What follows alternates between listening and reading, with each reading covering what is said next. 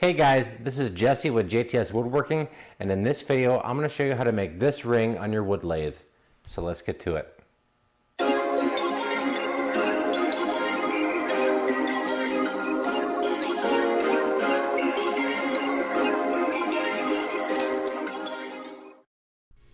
Hey guys, what's happening? So I have a piece of cocoa below here, and basically I'm just trimming off probably maybe a ½ an inch or so. We don't need that much to get started here.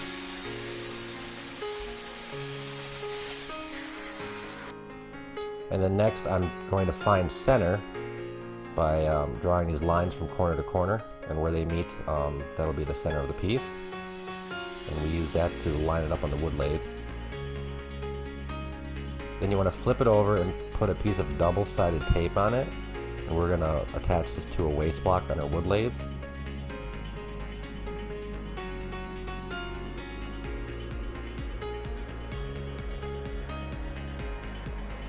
Alright, so now I'm removing that back piece on the double-sided tape, and I'm going to mount it on this waste block while lining the cone center up with the center mark on there that we drew earlier. Tightening it down.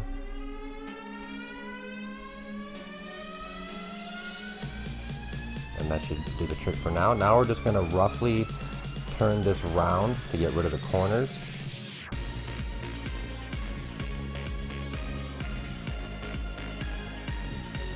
So I started by using this carbide tipped tool here. It was a little rough on it. If I had to do it again, I'd use a traditional tool to turn this. I just couldn't get the support in close enough to keep the tool supported. But either way, we got it done, just roughly turning it round so that we get rid of all those corners.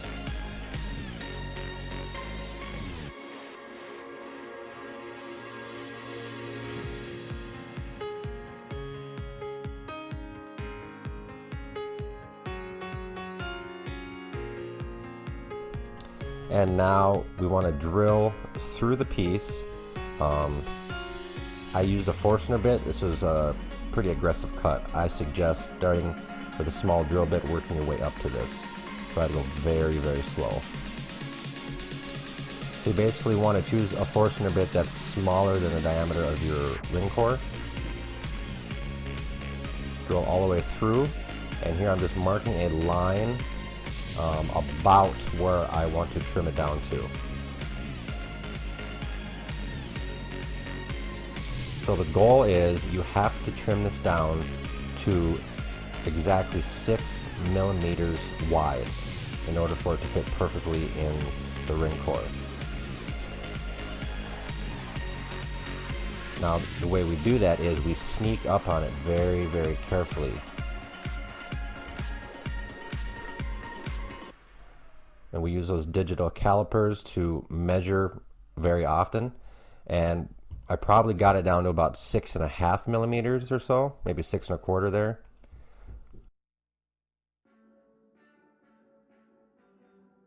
And that'll be good enough for now. And now I'm going inside and basically sneaking up on it to get this ring core to snugly fit in there. It should fit with just a little bit of friction. You shouldn't have to force it in, but it shouldn't be loose either. So I just snuck up on it very carefully. Then I found this rounded piece of sandpaper, like on a little drum sander attachment, and that was perfect to get it to the right dimension.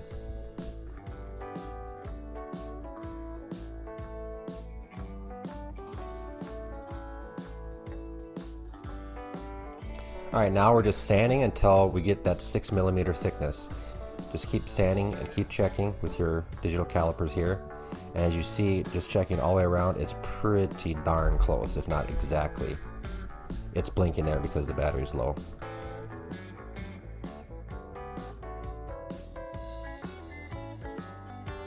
Alright, just test fitting it again. Fits nice and snug. And this other side goes in, and I believe it's just a ½ a turn, and it screws into place.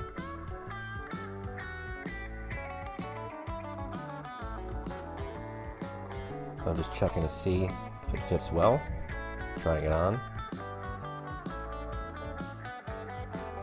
Yeah, it's a little bulky. Better trim it down. But first, before we do, we want to epoxy in the ring core and the ring blank there. And so I just mixed together some epoxy quick, just put a little layer on the inside, pushed the 1/2 in so it sits flush.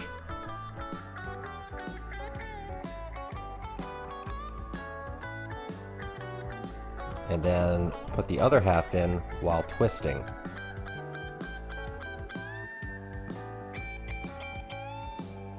So I just twisted it together, both sides are flush, and now I can let this epoxy cure.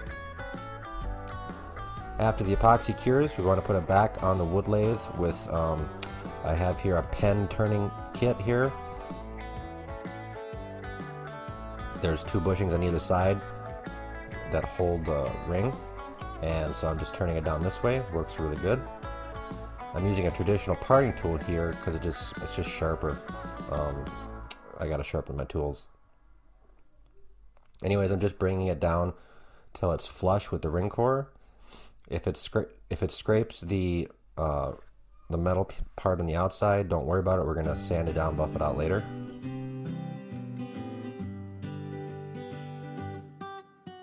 So I'm just getting it flush with the ring core.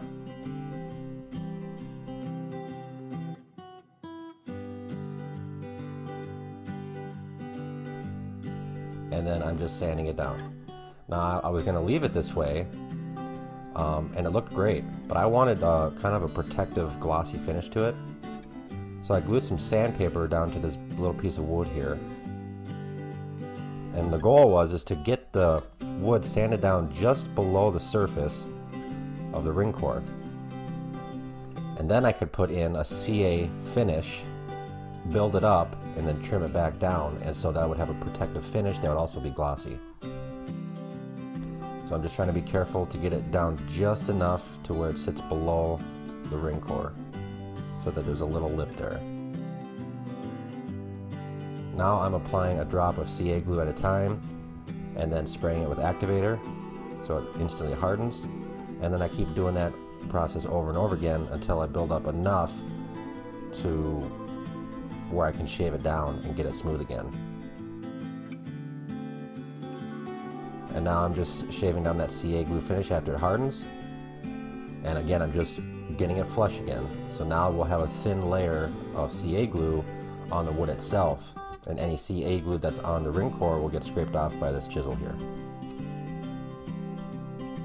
Alright, now I sand it up to 3000 grit. The key here with sanding CA finish is to keep the wood lathe slow and use water to keep it cool. If it gets too hot, it's going to burn through the CA glue. Then I buffed it out with this 3-part polishing compound.